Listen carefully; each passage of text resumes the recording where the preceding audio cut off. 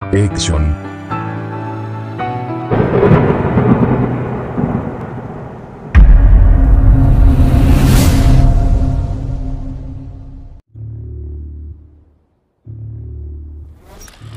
Listen carefully. You are now 5,000 miles from land, and you're descending 7 miles to the bottom of the ocean. Assalamualaikum warahmatullahi wabarakatuh. Apa kabar semuanya guys? Semoga kita dalam keadaan sehat dan selalu dilindungi oleh Allah Subhanahu wa taala. Amin. Miracle Channel kali ini akan memberikan informasi seputar film guys. Lebih tepatnya alur cerita ya guys. Sebuah film besutan 24th Century bergenre thriller ini menceritakan tentang munculnya makhluk-makhluk mengerikan di dasar laut Palung Mariana. Penasaran? Nah, simak ya guys alur ceritanya hingga selesai. So, please stay tune.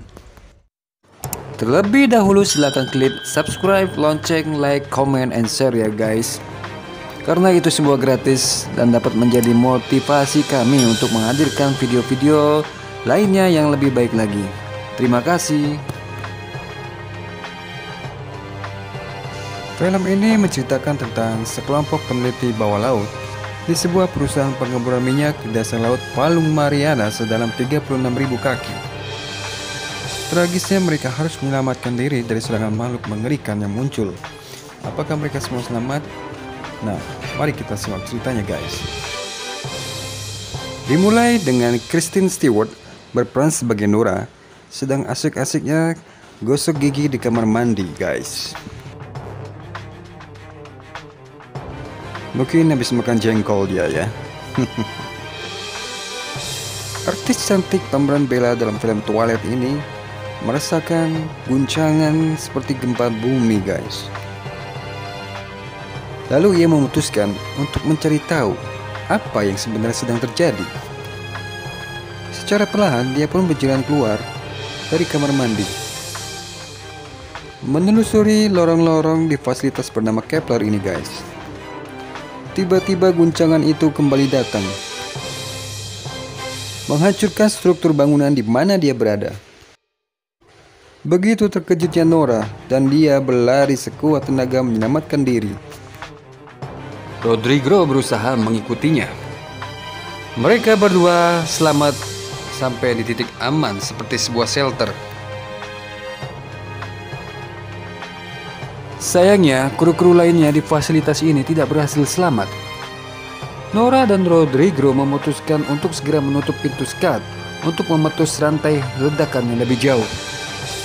Mengaca dari pengalamannya sebagai teknisi mesin, Nora mengetahui bahwa fasilitas Kepler telah hancur sebanyak 70%.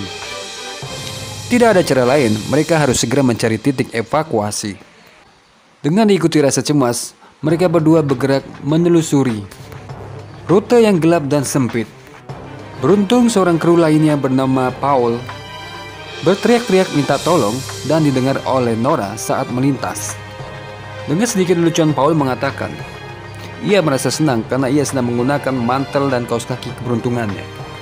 Perasaan senang itu pun memudar setelah mereka mengetahui banyak kru-kru lainnya tidak seberuntung mereka. Sama-sama di ujung rute itu mereka melihat ruang evakuasi.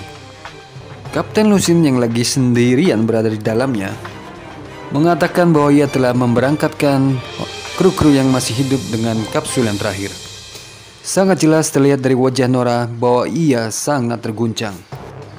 Setelah menenangkannya, Kapten Lucien pun mengirim Nora ke ruang kendali untuk bertemu dengan dua teman lainnya, Emily dan Smith. Dengan data-data yang ada, mereka pun bermusyawarah apa yang akan mereka lakukan selanjutnya. Dengan semua perhitungannya, Nora mengatakan bahwa Kepler akan hancur tidak lama lagi. Terlebih lagi kapal selam dan kapsul yang ada telah hilang dan hancur. Dengan pertimbangan yang cukup sulit, Kapten Lucien pun memutuskan agar mereka segera harus bergerak ke stasiun Roebuck, salah satu stasiun yang masih berfungsi dengan baik dan memiliki kapsul evakuasi. Walaupun pada awalnya mereka tidak menerima keputusan itu begitu saja, terutama Emily, pakar geotonik yang cantik ini. Ketika melakukan persiapan baju selam laksana astronot ini, Rodrigo mengetahui salah satu helm selamnya ada yang rusak. Tetapi ia diam, memilih dan menggunakan helm yang rusak itu. Mereka membantu satu sama lain untuk menggunakan baju selamnya. Lagi-lagi Emily ragu untuk melakukan ekspedisi ini. "Tenanglah, aku akan selalu mendampingimu," bujuk Smith. Raja Gombal juga. Kemudian mereka berenam menaiki lift bawah air, menuju lift kargo yang berada tepat di bawah stasiun Kepler. Kalian masih ingat kan dengan helm rusak yang digunakan Rodrigo? Benar saja, helm itu tak mampu menahan tekanan air yang sangat besar, mengakibatkan baju selamnya meledak bersama dirinya di hadapan kru-kru yang lainnya. Kapten Lucien meminta mereka agar tetap fokus dan melupakan sejenak apa yang dialami Rodrigo. Secara bergantian, dengan cara melompat terjun, mereka memasuki lift kargo. Kematian Rodrigo yang menggenaskan menjadi pembicaraan mereka di dalam lift kargo. Suasana kedukaan tiba-tiba terganggu oleh sinyal darurat yang tertangkap dari sebuah kapsul tepat berada di bawah mereka. Siapakah yang mengirim sinyal itu? Dan siapakah yang akan memeriksanya? "Emily, ini giliranmu," kata Paul sambil bercanda. Kapten meminta Paul dan Smith untuk turun memeriksanya. Sementara Paul dan Smith menyelam memeriksa kapsul itu, di dalam lift kargo, sang kapten, Emily, dan Nora membicarakan tentang status pernikahan mereka masing-masing. Kita kembali ke Paul dan Smith ya guys. Dengan dituntun dari jarak jauh, Paul dan Smith pun berhasil menemukan kapsul itu. Dan tiba-tiba mereka diserang oleh sesosok makhluk. Untungnya mereka berhasil melumpuhkannya. Tak ada satupun dari mereka yang mengetahui jenis makhluk ini dan asal-usulnya. Di saat mereka mencoba meneliti makhluk ini, tiba-tiba terjadi pemadaman listrik guys. Ditambah lagi dengan suara benturan-benturan keras dari luar, seperti ada yang mencoba menerobos masuk. Mereka pun menyadari bahwa mereka telah didatangi induk dari makhluk yang telah mereka tangkap ini. Serangan dari makhluk ini membuat lift kargo terjatuh. Khawatir akan ikut hancurnya mereka bersama lift kargo, Kapten meminta mereka agar segera melompat keluar. Sial bagi Smith, ia tertimpa reruntuhan yang terjatuh akibat serangan makhluk itu. Smith masih hidup dan ia pun segera dibopong oleh teman-temannya menuju terowongan akses pengeboran. Dengan tergopoh-gopoh, mereka semua berhasil masuk ke dalam fasilitas ini dengan selamat. Tanpa memberi kesempatan makhluk itu untuk menyerang kembali, Kapten meminta Nora untuk segera mengaktifkan kereta yang akan membawa mereka ke midpoint sejauh 6 mil. Mereka tidak menyadari bahwa makhluk itu masih mengejar mereka. Bukan hanya itu, mereka pun terpaksa berhenti di tengah rute perjalanan mereka ini karena ada genangan air laut yang cukup dalam sehingga mereka tidak bisa melanjutkan perjalanan dengan menggunakan kereta itu. Genangan air pun semakin dalam dan sempit. Nora yang menyelam paling depan meminta Emily untuk segera menyusulnya karena ia telah menemukan tempat yang cukup luas dan tidak tergenang oleh air. Disusul oleh sang kapten dan Smith, Paul yang berada paling belakang ini segera menyelam.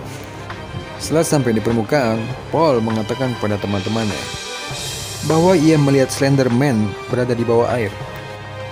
Tapi teman-temannya menganggap bahwa ini hanya lelucon Paul belaka. Paul yang seringkali bercanda kepada teman-temannya, tentu saja ucapannya itu tadi tidak dipercayai oleh teman-temannya. Hingga mereka melihat dengan mata mereka sendiri. Paul diserang dan ditarik ke dalam air oleh makhluk itu. Paul pun tak terselamatkan. Tak ingin ada korban lagi, Kapten pun meminta mereka untuk segera meninggalkan tempat itu dan menuju ke midpoint. Makhluk mengerikan ini memiliki lengan yang kuat seperti gurita guys. Bahkan Paul dapat ditarik keluar dari baju selamnya yang sangat tebal dengan mudah. Mereka benar-benar tidak tahu apa yang mereka hadapi saat ini. Di fasilitas midpoint ini mereka gunakan untuk mengisi ulang tabung oksigen dan beristirahat sejenak. Tak lama mereka pun melanjutkan perjalanan. Rasa cemas, was-was menghantui mereka. Tak ada cahaya, tekanan air yang kuat, belum lagi makhluk-makhluk mengerikan yang mengintai mereka. Nora yang berada paling depan ini merasakan kehadiran makhluk itu. Mereka pun mematikan lampu dan menggunakan infrared. dengan maksud bersembunyi dari makhluk itu. Justru membuat makhluk itu leluasa menangkap dan menyeret Smith. Dengan sigap Nora dan Kapten mengejar makhluk itu. Dan mereka berhasil menyelamatkan Smith. Walau sebenarnya Kapten Lucinda yang diincar makhluk itu. Kapten ditangkap dan diseret makhluk itu. Karena Nora dan Kapten terhubung oleh sebuah tali, maka Nora pun ikut terbawa. Dan mereka berdua pun tersangkut di sebuah bangunan yang cukup tinggi. Makhluk itu datang lagi dan menyerang Nora kali ini. Tak mau kehilangan Nora, Kapten pun menyerang makhluk itu dengan sebelah pisau secara bertubi-tubi. Kapten Lucinda pemenangnya. Di luar perhitungan, Kapten dan Nora terbawa arus. Dengan tekanan air yang mampu membunuh mereka berdua. Lagi-lagi Kapten mengorbankan dirinya untuk menyelamatkan Nora. Dorongan dari ledakan yang terjadi dari tubuh Kapten telah menyelamatkan Nora. Hempasan dari ledakan itu membawa tubuh Nora ke sebuah fasilitas yang telah lama ditinggalkan bernama Shepard. Sehubungan dengan persediaan tabung oksigen Nora telah mencapai batas, ia pun memasuki fasilitas itu tanpa berpikir panjang lagi. Setelah menenangkan dirinya karena terpukul atas kehilangan sang kapten, Nora berusaha mencari temannya melalui panggilan radio, Emily, Smith, Emily, Smith. Tapi tak ada satupun dari mereka menjawab panggilan Nora. Tanpa sengaja Nora menemukan sebuah foto gadis kecil di sebuah loker. Ternyata foto putri dari sang kapten yang telah lama meninggal ketika berusia 14 tahun. Tak ingin berlama-lama di fasilitas ini, Nora melanjutkan perjalanannya menuju stasiun Roebuck. Setelah mempersiapkan segala sesuatunya, dalam perjalanannya Nora mendengar suara Emily di dalam frekuensi radionya. "Emily, kaukah itu?" Nora berusaha menghubunginya. Namun tak ada jawaban dari Emily. Nora berusaha terus mencari keberadaan Emily. Nora pun berhasil menemukan Emily. "Aku mengira kau telah tewas," kata Emily. Setelah menjemput Smith, mereka pun melanjutkan perjalanan menuju stasiun Roebuck. Dengan santainya mereka berbincang-bincang mengenai anjing dan laki-laki. Apa hubungannya ya guys? Tanpa terasa mereka pun tiba di stasiun Roebuck dan mendapati makhluk-makhluk itu sedang tertidur pula seperti kelelawar. Sialnya tabung peringatan oksigen Emily menyala dan membangunkan makhluk itu. Sentak saja makhluk itu bereaksi, menangkap dan menyeret Nora. "Emily, pergilah ke pintu dan bawa Smith," perintah Nora. Makhluk yang bertubuh kuat dan jauh lebih besar dari Nora ini menyeret dan membantingnya berkali-kali. "Oh no, oh yes," Nora mencoba melawan.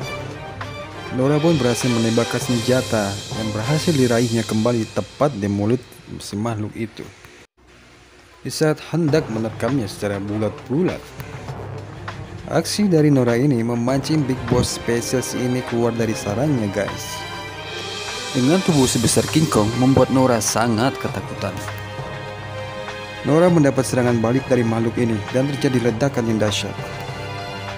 Dan membuat Nora hampir tak sadarkan diri. Samar-samar Nora melihat Emily menariknya masuk ke stasiun Roebuck. Kalau kita perhatikan dari awal, ini ketiga kali yang Nora selamatkan nyawanya. Yang mereka butuhkan adalah keajaiban. Karena saat ini makhluk itu tidak akan melepaskan mereka. Hanya dengan menggunakan kancut dan BH ini, Nora berlarian ke sana kemari. Entah apa yang sedang dipikirkannya. Oh, kapsul evakuasi lah yang dicarinya. Dari ketiga kapsul yang ditemukan, ada satu kapsul yang rusak dan Nora mengetahui itu. "Apakah semua kapsul berfungsi dengan baik?" tanya Smith pada Nora. "Iya, kau tak perlu khawatir," jawab Nora. Dengan berusaha meyakinkan Smith yang menaruh curiga, akhirnya Smith pun mau diberangkatkan dengan kapsul yang pertama. "Sekarang giliranmu," kata Nora kepada Emily.